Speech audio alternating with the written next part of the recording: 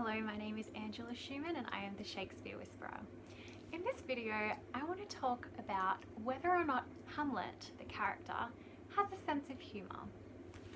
I've been doing quite a few videos on Hamlet, and frankly, I'm not nearly done. He is a fascinating specimen. So, today I want to talk about what I find one of the funniest scenes in the play. It's a bit of a dark sense of humour, but works for me. Let's see what you think.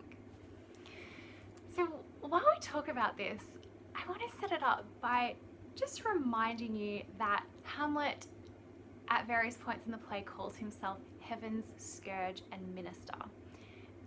And when heaven is used in these plays, a lot of times it is a euphemism for God. So there was this law passed called the Act Against Swearing, and what it did was forbid anybody from saying the word God in a play.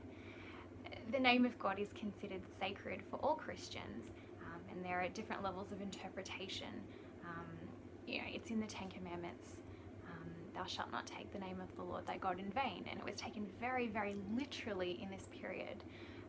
So even talking about God at all in a respectful way, you could not say the word God in these plays. So often it's substituted for heaven. So when Hamlet says, I am heaven's scourge and minister, he is essentially calling himself an angel. He's essentially calling himself a missionary from God himself, sent to scourge, to punish, and also to minister, to aid and assist these people on earth. So that's how Hamlet sees himself.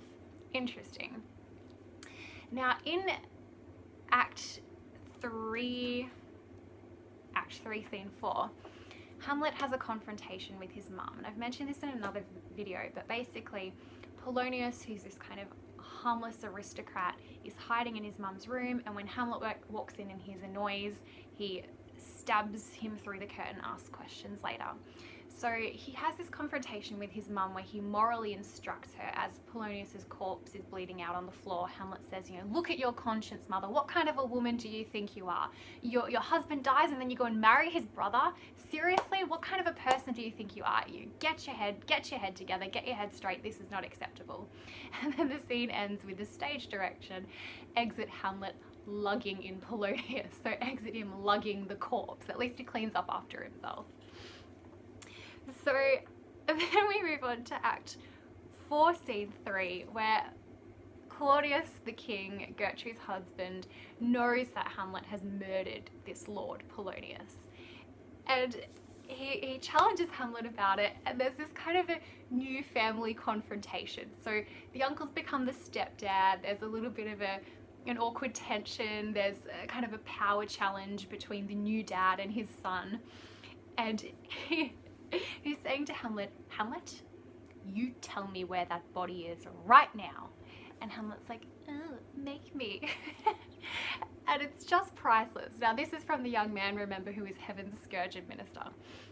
So the king says, now Hamlet, where's Polonius? Hamlet says, at supper. He's like, at supper? Where? Not where he eats, but where he's eaten. Which is a kind of disgusting pun. So he means he is in the ground and he is supper for worms. And that's another thing that Shakespeare does all the time, is he loves to talk about death in terms of the decaying body in the ground being worm food. He often gives that image, which is real disgusting. I guess they didn't have cremation in those days, but Shakespeare's kind of fascinated by it. So you hear him meditate a lot on us one day all becoming food for worms. So where is he at supper? Not where he eats, but where he is eaten. A certain convocation of politic worms are even at him now. And then he goes on about, with a kind of subtle insult to his king, about how at the end of the day, we're all going to die, and the beggar and the king will be a meal for the same worm anyway.